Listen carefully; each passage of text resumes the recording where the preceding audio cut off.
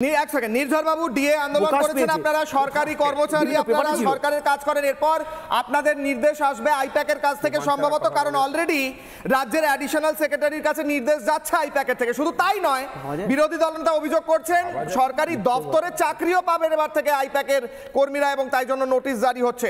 বলুন নির্ঝর বাবু।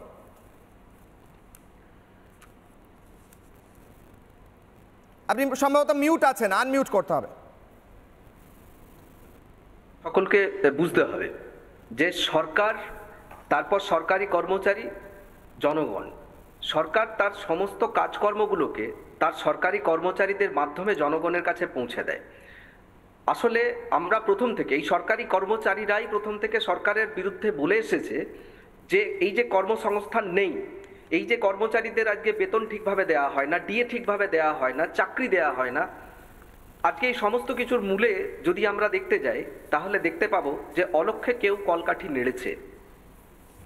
এইখানেই আমরা বলেছি যে এই সরকারটা সমস্ত কিছুকে নষ্ট করতে চায়, সরকারি সমস্ত ব্যবস্থাটাকে। তো এটা আজকে মানুষও বুঝতে পেরেছে খুব ভালোভাবে যে এই নষ্ট করার পিছনে অন্যতম কারিগর যে আছে সেটা হচ্ছে এই আইপ্যাক, যারা লুকিয়ে আছে সরকারের বিভিন্ন দপ্তরে।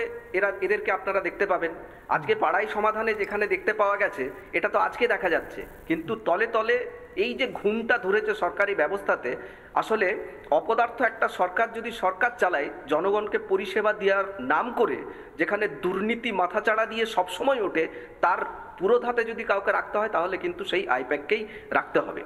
আমরা তো বলবো যে বিরোধী দলনেতাকে ধন্যবাদ জানাতে হয় এই কারণেই যে উনি ওনার ভূমিকাটা পালন করেছেন, জনগণের সামনে এটা তুলে ধরেছেন যে হ্যাঁ আইপ্যাক আজকে সমস্ত জায়গাতে ঢুকেছে।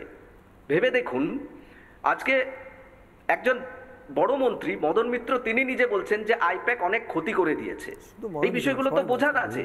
আজকে এই দলের ভেতর থেকে এই কথাগুলো কেন উঠে এসেছে, তার কারণ এটা তারা খুব ভালো করে বুঝতে পেরেছে যে বিভিন্ন জায়গায় যে ছড়ি ঘোরাবার কাজটা করছে, সেই কাজটা আদপে সরকারের নামের আড়ালে ছদ্মভাবে এই আইপ্যাকেই কাজটা করে এসেছে বিভিন্নভাবে। আজকে এই যে দেখছেন না পাড়াই সমাধান, এই পাড়াই সমাধানের এটাও আইপ্যাকের মাথা থেকে এসেছে সম্ভবত, কিন্তু আমরা জনগণ আজকে এই কথা বলছে যে এই পাড়াই সমাধানটা না করে বরঞ্চ সরকারের গোড়াই সমাধান করা দরকার।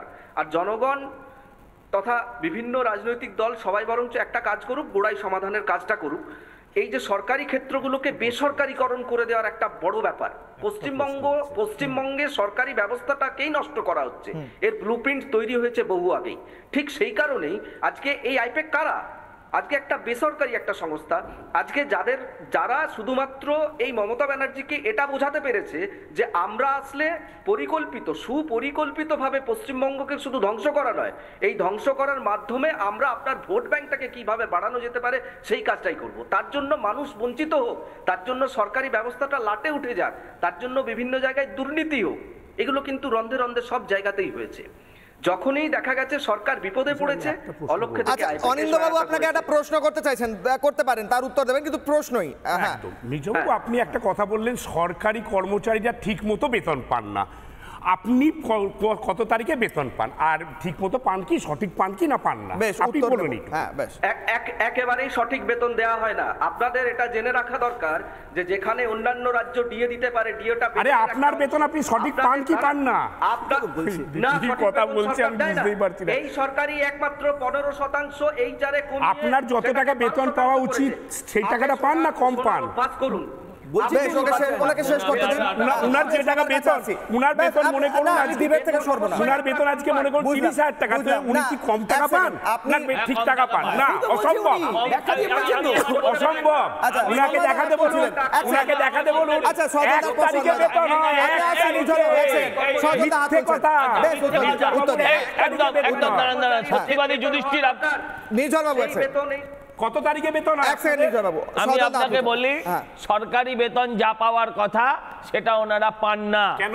দাঁড়ান, সত্যিবাদী যুধিষ্ঠির জানলাম কেন কত পে কমিশন চলছে এখন রাজ্যে। আমাদের রাজ্যে কততম পে কমিশন চলছে? সারা ভারতবর্ষে 8ম পে কমিশন হয়ে গেছে। এখানে কত নম্বর পে কমিশন চলছে? আরে উত্তর দাও। টাকাটা কি আইপ্যাকের কাছে যাচ্ছে? বেতন দিতে পারেন না, ডিএ দিতে পারেন না, আপনারা রাজ্যের কর্মচারীদের তাদের যা অধিকার সেইটা বেসিক দিতে পারেন না, টাকাটা আইপ্যাকের কাছে যাচ্ছে নাকি? বেশ, আমি নানা ধরনের কন্টেন্ট দেখার জন্য লাইক করুন, শেয়ার করুন আমাদের ফেসবুক পেজ, সাবস্ক্রাইব করুন আমাদের ইউটিউব চ্যানেল। পাশাপাশি অন্যান্য ব্রেকিং নিউজের জন্য অবশ্যই চোখ রাখুন রিপাবলিক বাংলায়।